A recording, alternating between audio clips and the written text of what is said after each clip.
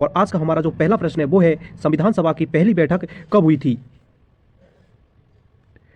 तो दोस्तों इसका जो राइट आंसर होने वाला है दोस्तों वो होने वाला है और विकल्प ए यानी कि दोस्तों 9 दिसंबर 1946 को हमारे संविधान की पहली बैठक हुई थी। अगर दोस्तों हमारे संविधान सभा की बात करें तो दोस्तों इसका जो निर्माण है वो कैबिनेट मिशन द्वारा 1946 में और किया गया था। वहीं दोस्तों इसकी जो पहली बैठक है वो 9 दिसंबर 1946 को हुई थी, जिसके अस्थायी जो अध्यक्ष है वो सच्चिदानंद सिन्हा को बनाया गया था। वहीं दोस्तों 11 और दिसंबर 1940 को इसकी जो स्थायी अध्यक्ष है वो डॉक्टर राजेंद्र प्रसाद को बनाया गया।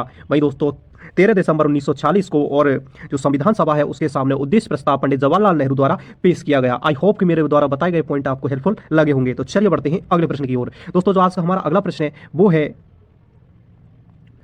भारत में राष्ट्रपति के चुनाव के लिए कौन मतदान कराता है। तो दोस्तों इसके जो हमारे विकल्प है वो इस प्रकार हैं। तो दोस्तों इसका जो राइट आंसर होने वाला है दोस्तों वो होने वाला है विकल्प सी, संसद और राज्य विधानमंडलों के निर्वाचित सदस्य। दोस्तों जब भारत के अंदर और राष्ट्रपति का जो चुनाव होता है जो कि एकल मत संक्रमण प्रणाली द्वारा भारत के अंदर राष्ट्रपति का चुनाव संपन्न होता है, इसकी जो चुनाव की दोस्तों इसमें जो भाग लेते हैं वो दोस्तों संसद के यानी कि लोकसभा और राज्यसभा के जितने भी निर्वाचित सदस्य होते हैं वो सभी भाग लेते हैं। वहीं दोस्तों और पूरे देश के अंदर जितनी भी विधानसभाएं होती है उनके जो निर्वाचित सदस्य होते हैं, वहीं दोस्तों केंद्र शासित प्रदेश दिल्ली और पुदुचेरी के जो निर्वाचित विधायक होते हैं वो राष्ट्रपति के चुनाव में भाग लेते हैं। तो विकल्प सी इसका राइट आंसर हो जाएगा। तो चलिए बढ़ते हैं अगले प्रश्न की ओर। दोस्तों जो आज का हमारा अगला प्रश्न है वो है संविधान के किस अनुच्छेद के तहत राष्ट्रपति आपातकाल की घोषणा कर सकता है।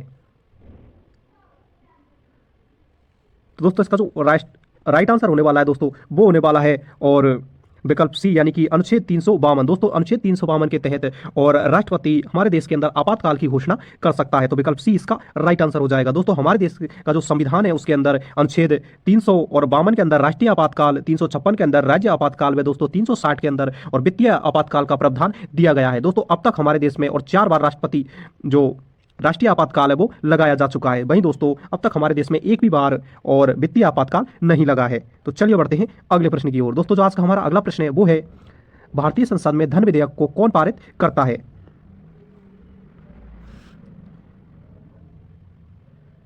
तो दोस्तों इसका जो राइट आंसर होने वाला है दोस्तों वो होने वाला है विकल्प ए, केवल लोकसभा। दोस्तों भारतीय जो संसद है उसमें जो धन विधेयक है वो हमारे देश की और लोकसभा के अंदर लाया जा सकता है। अगर दोस्तों हम धन विधेयक की बात करें तो इसका उल्लेख हमारे संविधान के अनुच्छेद 110 के अंदर किया गया है।